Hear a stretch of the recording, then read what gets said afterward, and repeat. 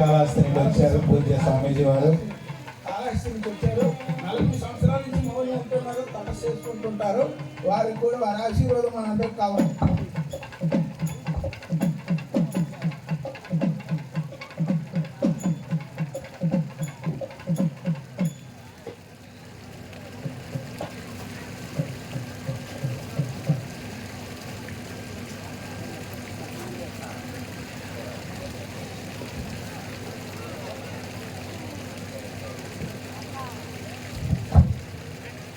ఓం తత్సత్. ఈ కార్యక్రమం చేయడానికి వస్త్రాలు కావాలి అంటే కోల్పిలో ఒక అమ్మగారు, ఆమె ఎవరో నాకు తెలియదు, త్యాగమయ్య మాతాజీ శిష్యులు అనమాట. ఇట్లా వస్త్రాలు కావాలమ్మా అంటే నాకు జ్యోతి ఎంత అవుతుంది అంటే నాకు కూడా తెలియదు కదా, ఒక 50,000 అవుతాయి అంటే అప్పుడే ఫోన్పే చేసింది ఝాన్సీ. ఆ ఝాన్సీ గారు ఉంటే రావాల్సిందిగా మనవి. ఎందుకు అంటే వస్త్రాలు ఆమె నాకు తెలియదు, నేను 50,000 అంటే 50,000 వేసింది. ఆ తర్వాత ఇప్పుడు 2 లక్షల రూపాయలు వస్త్రాలు తెచ్చారు కార్యకర్తలు. ఓం తత్సత్. ఓం. రేపు సెలవు, అమ్మగారు వస్తారు, వారికి కూడా స్వామివారి యొక్క ఆశీర్వాదాన్ని అందిద్దాం.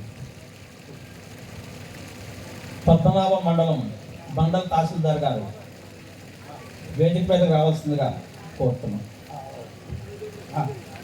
అలాగే డిప్యూటీ తహసీల్దార్ గారు ఆర్ఐ గారు వేదిక మీదకి రావాల్సిందిగా కోరుతున్నాం. శ్రీ కృష్ణ గారు, వారు మా బ్రహ్మవిద్య పాఠశాలలో మేము అందరం కలిసి చదువుకున్నాము. కృష్ణ గారు ఎక్కడున్నా సరే, పేరు మర్చిపోయాను ఇప్పుడు పేరు, కృష్ణ గారు ఎక్కడున్నా సరే సభా వేదిక దగ్గరికి ఏం చేయవలసిందిగా మనవి. ఆ తర్వాత వారు గృహస్థాశ్రమాన్ని స్వీకరించినప్పటికీ కూడా ముందు బ్రహ్మచారిగా ఉన్నారు కాబట్టి అన్ని విద్యలు నేర్చుకుని ధర్మమైనటువంటి గృహస్థాశ్రమంలో ఉన్నారు. అమృతానంద స్వామి వారు జడ్చర్ల ఎక్కడున్నా సరే తొందరగా రావాల్సిందిగా మనవి. తర్వాత భూమానంద్ స్వామి వారు, భూమానంద్ గారు భీమండి, వారు ఎక్కడున్నా సరే తొందరగా రావాల్సిందిగా మనవి.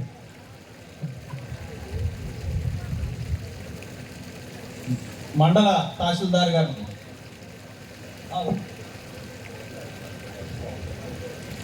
భీమండి నుండి